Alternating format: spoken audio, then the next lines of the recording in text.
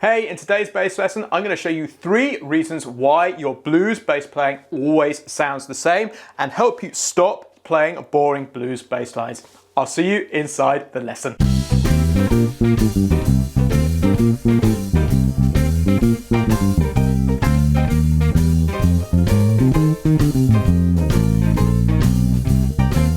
Hey, it's James here from eBassGuitar, and I'm super excited because we have literally just launched our 90-day blues bass acceleration program where you can work with me and the eBassGuitar coaching team so you can learn and install the most important skills into your bass playing so you can perform at a blues jam session in as little as 90 days.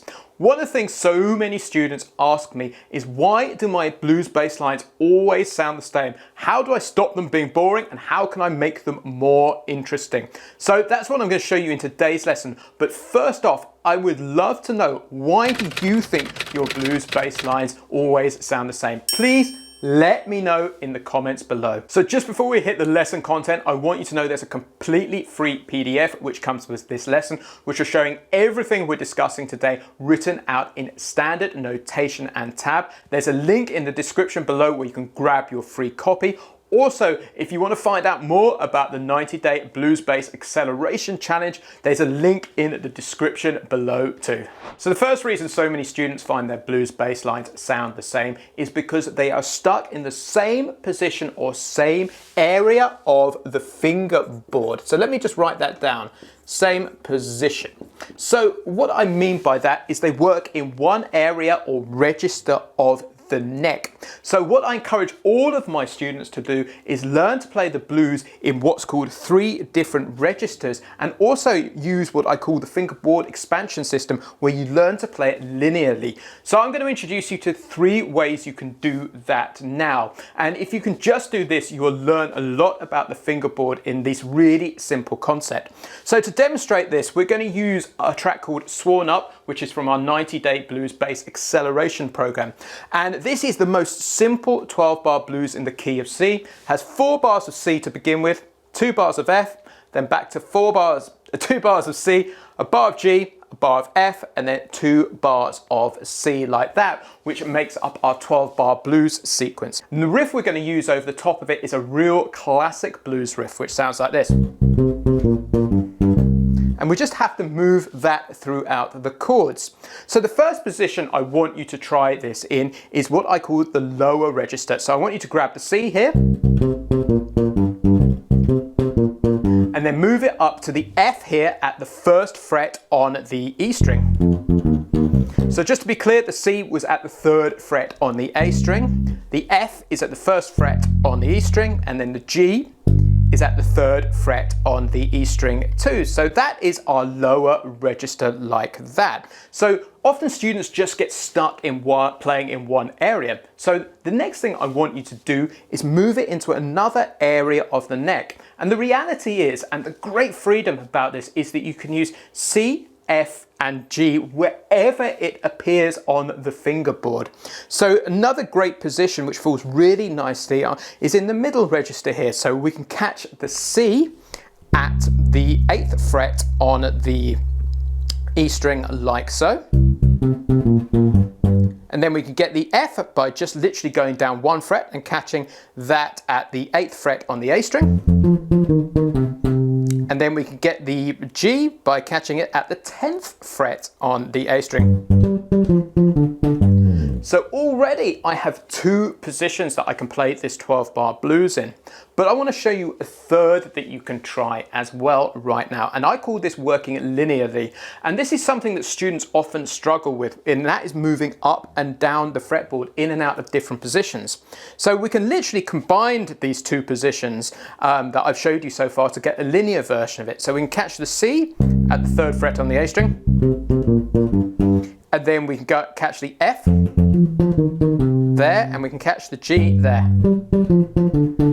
So they're the three positions. Now I want to show you this in context using the backing track, and I'm going to do about 4 bars in each position, and then I'm going to shift around, and then I'm going to start breaking out and using any of the C's, the F's and the G's that I can locate on the fingerboard. And this is crucial for exploring the fingerboard and gaining real confidence in using the whole of the fretboard.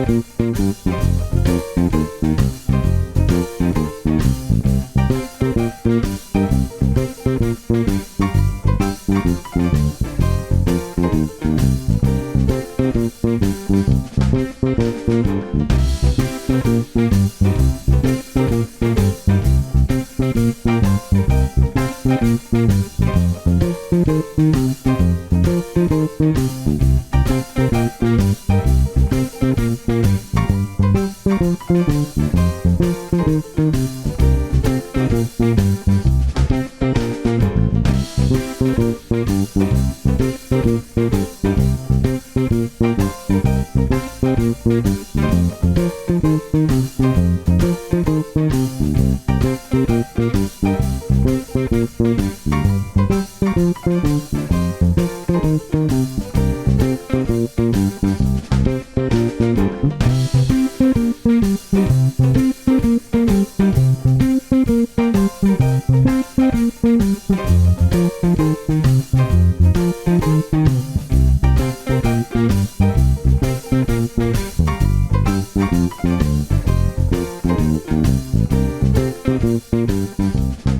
So what I meant to say was I spent 12 bars in each position there, which you could clearly see. Then I broke out of it on the 4th time round by coming back down the neck there. So I explored how the whole of the fretboard works. So let's move on to the second reason so many students find that their blues bass playing always sounds the same. And that is because they're using one particular shape all of the time. And in the 90-day blues bass acceleration program, there are 3 fundamental shapes that I teach which are really important to playing blues bass riffs. So the 3 core shapes or formulas that I want to make sure you know. The first one is called the box shape. The second one is called the open box. And the third one is called the forward position, like so. If you understand how these 3 work, you've got so many great options to explore blues bass lines under your hands. I went into detail on this in last week's lesson, so make sure you check out that. We'll put a link in the description below even, but I want to talk you through these just so you know how they work. So the first one we've already covered, which is this box shape here, which starts on a first finger like that. And there's so many great bass lines which will sit under your hand like that. So that's the bass line from last week. We'll put that in the PDF, which comes with this lesson. The second formula is the open box shape, which sounds like this. So that starts on the second, and then to the first, and then to the fourth, and the second, 1, 4, like that. So that has a different flavor to it and a different set of options which sit under your hand. And then the third one, which is fantastic for adding that sort of bluesy sound to your bass playing, is what I call the forward position, which is like this. It's great for adding slides and articulations into your bass playing. So I'm going to show you how these work over the 12-bar blues sequence now. So make sure you check out last week's lesson so you can actually see me taking those apart. 4.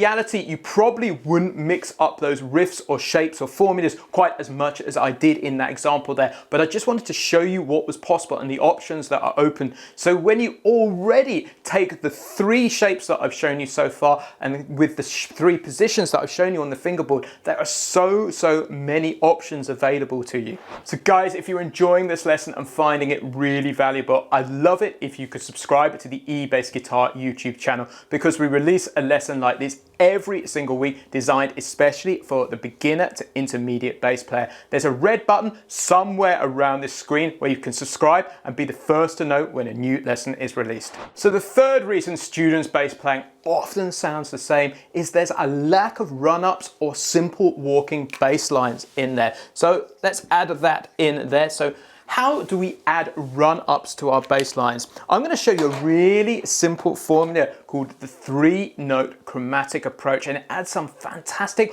walking bass style lines into your 12-bar blues playing.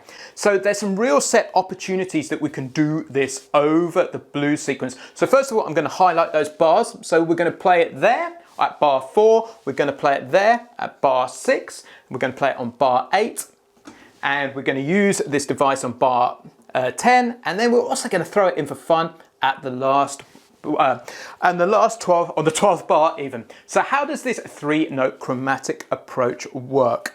So this is all about having a target note and then 3 notes before it, approaching it from 3 chromatic notes below. So how this works is, if F is our target note here, what we do is on beat 2 of the previous bar, we go down 3 half steps like this. So this will take us down to an F, so a D even, and we will play that on beat 2 of the bar. So we go D, and then we go up a half step, which is a D sharp, like so, and then up another half step, which is an E, like that. And then we land on our approach note, which is there. So if we play the whole of that bar, we have an F at the beginning of the bar, and then we actually drop down. And that is such a simple but effective walking bass line to lead us from chord to chord. So we can do exactly the same thing here. So for our target note is C, our notes before it will have F on the first beat of the bar, then we drop down to an A, B flat, B natural, like that, and that'll get us to the C, like so. So for the G chord, this is a real classic, which you'll hear bass players like Tommy Shannon using all the time. So G is our target note, so on beat 2 of the previous bar, we'll just drop down to an E, beat 3 be an F, and then F sharp there, like so. And then we can do exactly the same thing for this C bar here. So we drop down to the A sharp, B there, and then we could even do it on the 12th bar just to turn things around and make it more interesting. So we're approaching the C again, so that'd be A sharp, and B, like so. So what does this sound like in practice? It's really simple. So if we do from the beginning, bar 2, bar 3, bar, and that will get us to the F like that. And so when we're coming back to the C, F, and that's taken us back to the C there, C, and then that's landed us to the G like that, to the F, and that's got back to the C. So a really simple formula to add in walking bass lines to this. So let me show you what this sounds like in context, because you will hear it sounds incredibly effective.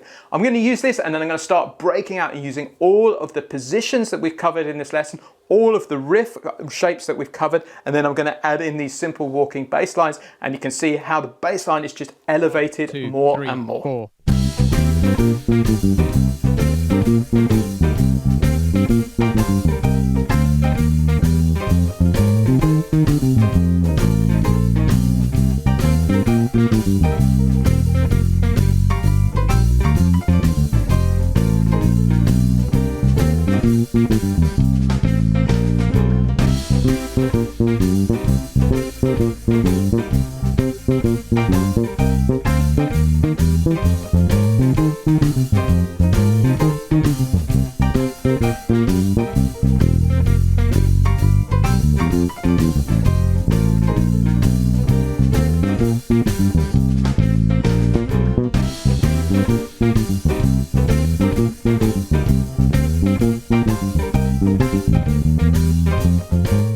guys, that's the end of today's bass guitar lesson. If you enjoyed it, make sure you grab that free PDF so you can see everything we've written down in standard notation and tab. And also, if you're looking to really push your bass guitar playing and have a super fun experience learning all of the most important skills you need to play the blues jam session, make sure you join our 90-day blues bass acceleration program, where you can work directly with me and the eBassGuitar team to really push your blues bass playing forward. There is a link in the description below.